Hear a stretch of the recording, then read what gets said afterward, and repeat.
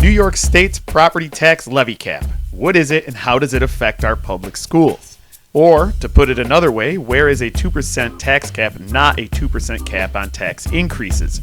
In New York State, that's where. Why? Because despite being touted by some politicians and the media as a 2% tax cap, the law does not prevent your school tax bill from increasing by more than 2% each year. So what does it do? It requires each public school district to calculate a tax levy limit each year using a complicated 8-step formula dictated by the state. How complicated, you ask? Well, you start with the prior year total tax levy. Wait, what's the tax levy? It's the total amount of property taxes a school district collects from property owners to balance its budget, after accounting for state aid and any other revenue sources. Back to the formula. Start with the prior year tax levy, multiply that by the tax-based growth factor, Then add pilot payments received in the prior year and subtract any tax levy that pays for court judgments, but not if they are tax certiorari's. Also subtract capital costs paid with local tax dollars, not state aid, then multiply all of that by 2%, or the change in the consumer price index, whatever is lower, and subtract pilot payments expected in the coming year. Add the available carryover, which is anything left over from last year's tax levy limit, as long as it's less than 1.5% of the limit. and you have this year's tax levy limit. You get it? Yeah, me neither. But did you catch the 2%? Let's go back.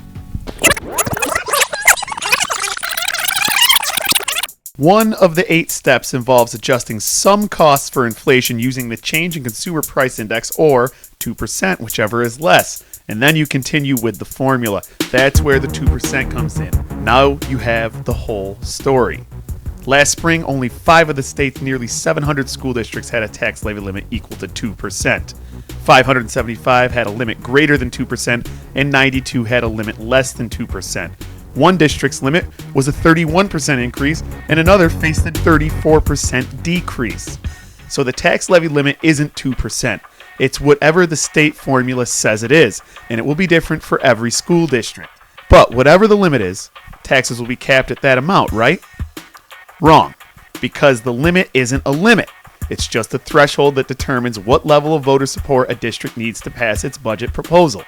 If a district decides to propose a budget with a tax levy that is more than its tax levy limit, that district will need a supermajority, or at least 60% of voters, to approve its budget.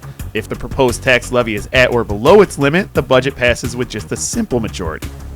By the way, there are certain costs called exclusions that the state says aren't subject to the tax levy limit, but districts still need to pay those. They're part of the levy, just not part of the limit. And don't forget, all of this applies to a district's total tax levy, not the tax rate, not your tax bill. Tax bills are also affected by other things that have nothing to do with the school district, like state equalization rates and local property assessments. Even if a district were increasing its levy by exactly 2%, what you'd see on your school tax bill could be entirely different. So, in review, it is not a 2% tax cap. In fact, it's not really a cap at all, it's a voter threshold. And the law was never designed to cap your tax bill, it applies to the levy only. What does this mean for your school budget? At the end of the day, the tax levy limit is just a number. School leaders still have to do what they've always done: weigh the cost of providing a quality school program with the community's ability to pay for it. To find out more, visit your school district website, attend public meetings, and learn more at educationspeaks.org.